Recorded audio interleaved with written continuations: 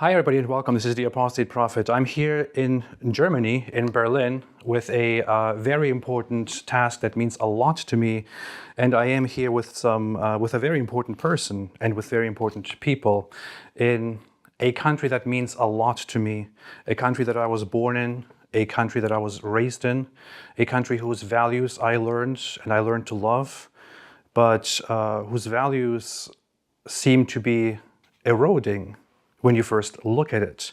However, there are people who want to prevent that and who are doing an awesome job, and I want to talk to those people. So today, I finally have the great pleasure and great honor to speak to the Vice Chair of the AfD group in Parliament, Ms. Beatrix von Storch.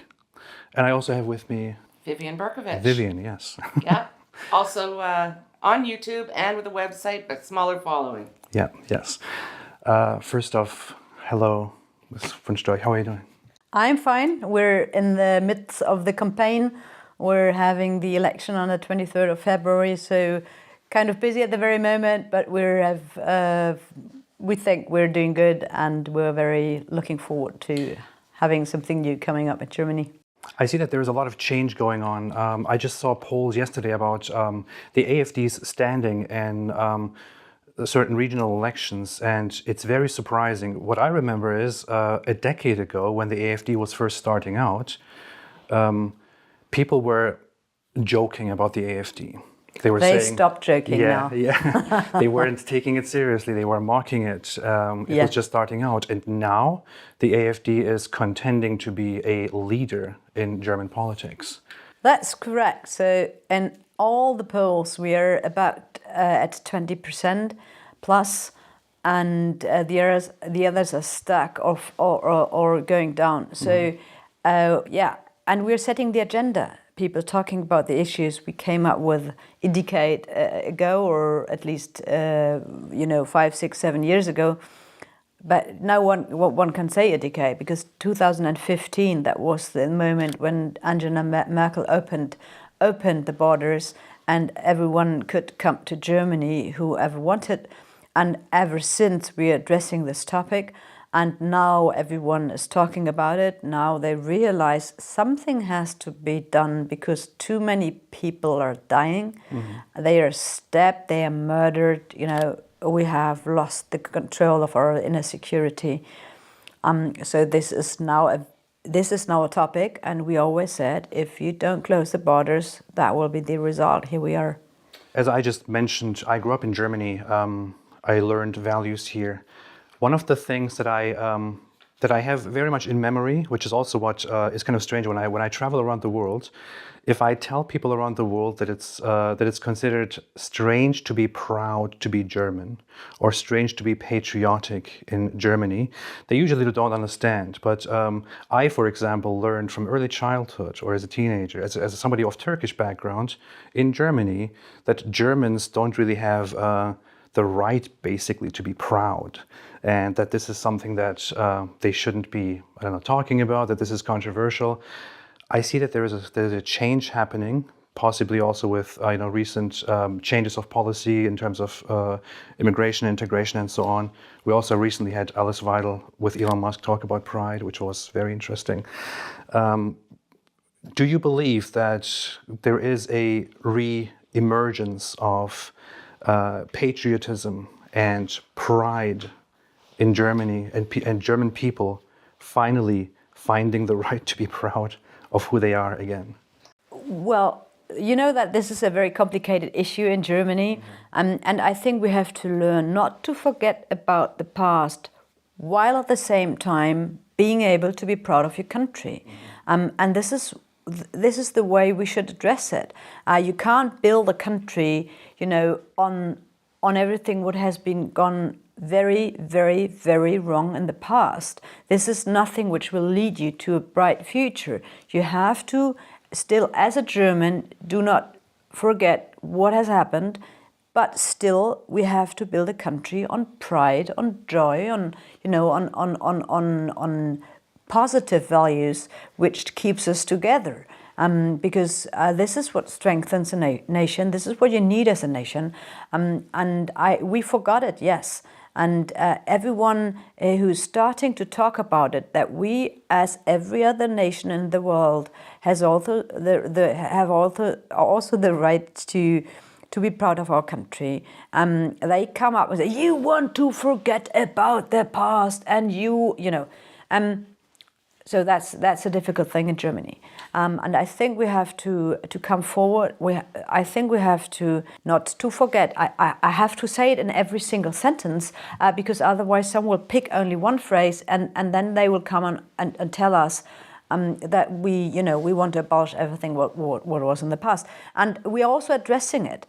And we're addressing the past in the way that we say, if you come up, and this is what they're doing, and they're addressing us as far-right extremists, which means Nazi, then they are the ones to diminish what has happened in the past. If addressing the present the way we do not want to have mass migration. We know. As a matter of fact, there are 2 genders and not hundreds. If we say a family exists from mother, father, and kids and nothing else, if we want to go in a different way with Europe and we want to stick to nation states rather than to have a federal state of Europe, and then they come up with, and this is Nazi, we would say, you are the ones to forget about what Nazi stands for. Yeah. That was killing 6 million Jews in an industrial way. So they shouldn't come up with that, but they do so. And this is why the young people now think Nazi cannot be all that bad if they're addressing these people who are against mass migration as being Nazi. So we have to come over it. We will remember. But we have to move forward in the sense that we need, as a national identity, something which is positive and what we can be proud of. And I am very proud of being what I am, what we are as a group, as a person, or as a state. Fantastic. You made a very important point there, which is that they vilify you over important things and want to describe you as a Nazi, which leads to people misunderstanding, misconstruing what Nazi actually is, and then thinking, well, apparently it's not that bad. But there's also another aspect, which is the very same parties and the very same people who accuse the AfD of being far right and Nazi and fascist and whatever are currently the ones, as we speak, engaged in trying to block the AfD and trying to kind of build walls. They describe it as a firewall of wanting to not cooperate with the AfD, wanting to block out the AfD. Yeah. In the parliament, yeah. So the elite, the old parties, they seem to have it's set on their mind, despite the fact that the people, the population, incline more and more toward your ideas. The establishment, some of the establishment parties want to oppose working with you, which sounds more like fascism to me. Well, I would not address this specifically as being fascist, but the way the crowds in the street are addressing us, they are breaking our windows, they are shouting at us, they are threatening us, they are trying to prevent us from being able to campaign in the street. And we have now seen thousands of people again marching in the street against the CDU, the Christian Democratic Party of former Chancellor Merkel and now Friedrich Merz, as maybe the next Chancellor of Germany. They are now going against them the same way they were attacking us in the past, because he came up with he tabled a motion in the parliament, and this motion has been adopted by the parliament with a majority of his party, CDU, Christian Democrats, and AfD, Alternative for Germany, and some liberals. So they are all they're running riot. Because they cannot accept that there is a majority to stop. There could have been, to be more precise, there could have been a real majority to stop mass migration everyone knows to stop mass migration and other things, it needs the votes of AfD, and they do not want to have those votes to form majorities, and this is why everything is stuck, one must say. Do you see a future where you would, where the AfD would work together with the CDU to lead a change in this country toward readdressing, matters of migration, integration, borders, and so on? I think we are on that track. Of course, CDU at the very moment is blocking it completely. They say it will never happen. Of course, we will not work together, and we will not only working with them together, but we will also not accept them voting for us on the basis of a minority government, so not forming a coalition, but still, addressing the parliament as a whole and then seeking its majorities. And there are some issues which can only be passed through and voted through the parliament with the votes of AfD, and then they do other stuff with other majorities. He's just giving up everything. But that's the way of the public debate. In the very beginning, they were just not talking about it at all. And then they were trying and starting to attack us. Now they're trying to come up with arguments.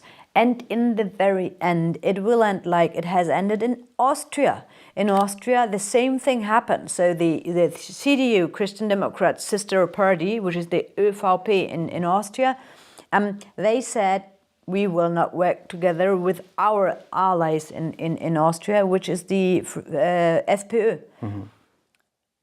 And we now know what's going on in Austria. We will have a chancellor of the FPÖ, which will be supported by the CDU, sister party, ÖVP, because FPÖ came in first and they came in second. And the same thing will happen in Germany. We will have a chancellor of AfD one day, which will be backed by CDU members. I'm very sure that this will happen in Germany. This brings one question to my mind, which always confuses me. Over the last decade, when I checked polls to see what German people think, especially in terms of questions like opening borders to refugees, migration, and so on, I have consistently seen that the majority of people in Germany wanted to say no more refugees, no more migration. Very clear. Why is it that the people are very clear, which is why they also flock toward the AfD, but the political parties which purport to represent the majority of German people seem to kind of reject these opinions and seem to also reject any policies that want to limit the refugee influx? Why is that? Like, what exactly is happening? I could answer that I don't know. They must be crazy. But maybe it's more what one can see it a bit clearer. So when you see who's backing mass migration, that's the party of the Greens, that's the party of the Social Democrats, and that's the party of the former Communist Party, the Linke. So they're in favor of multiculturalism. Everyone can come in. We have to be, we have to invite the whole world to Germany on the grounds of human rights, and I don't know what. Some of them believe that. Some of them are afraid of mass demonstrations in the street once you try to address the problem, and once you try to fix that problem. These are parts of the liberals and the Christian Democrats. If you attack them on that behalf, they will step backwards. But there is a number of people in this country, like 30%, who are crazy about. They want more migrants, and I mean, I had recently had a TV debate.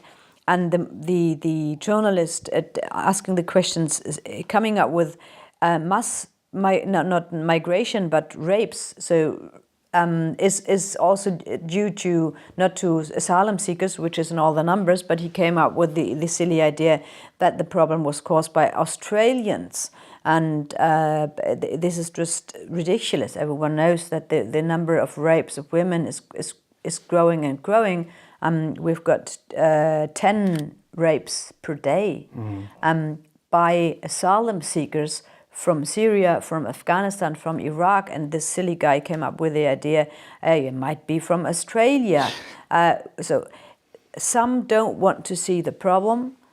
They are keeping track on mass migration for whatever reason. I don't know. But we know the majority of the people are backing us and our ideas about limiting. In your esteem, what would be the future plan of the AFD in addressing? I have heard some words very, very frequently in recent times, like remigration and things like that. But what would be the plan forward for the AFD for a healthy way to reverse and block future uncontrolled influx of refugees and migrations, and also to reduce the amount of unhealthy migration in Germany? Closing down our border for everyone who's trying to come to Germany and seeking asylum, because everyone who's coming at the border of Germany is coming from a safe country. So someone who's coming from Denmark or from Austria or from all our other neighbors, they are safe. Mm-hmm. So there is no reason at all to come and seek asylum in Germany whilst you're in Denmark or in Austria, or in Poland, or in any other of our neighbors. So this is why we would say no one can come here. And this is addressed in our constitution. Our constitution says you have no right for asylum in Germany when you come from a safe country, and Germany is surrounded by safe countries.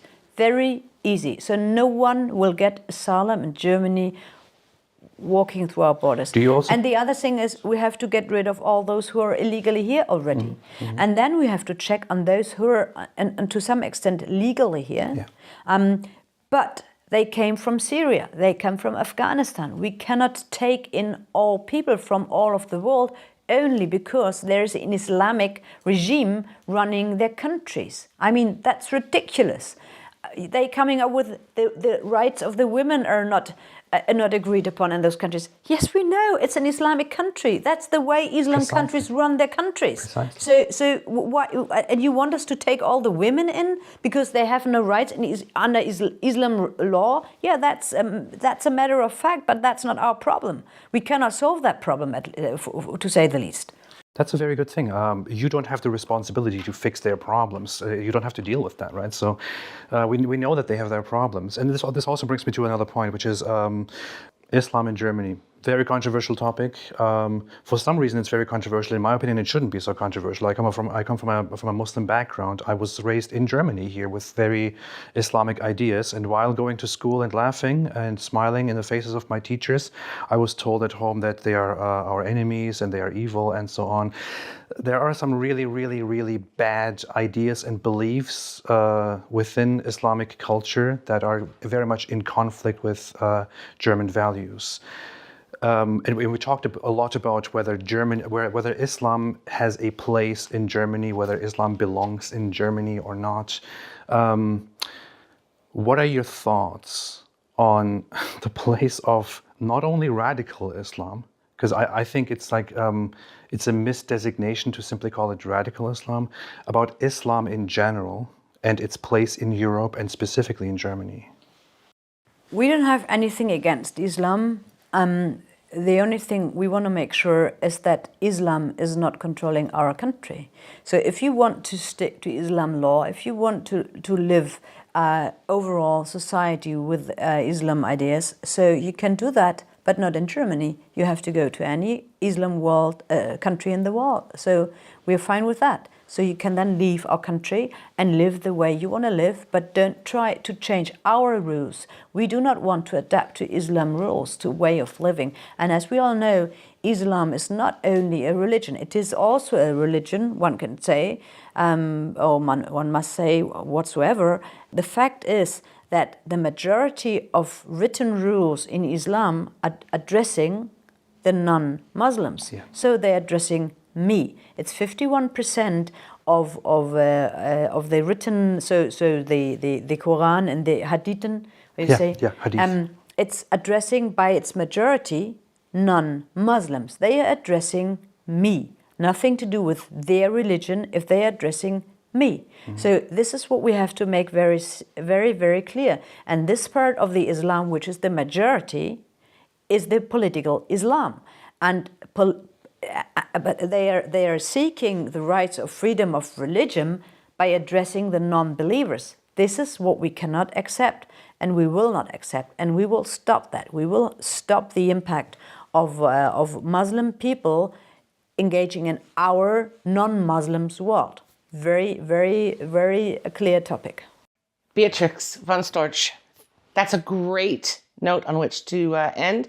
Thank you so much for your time. Really appreciate it. Thank you. Thank you. It's a great pleasure and a great honor. Thank you so much. And thanks, everybody.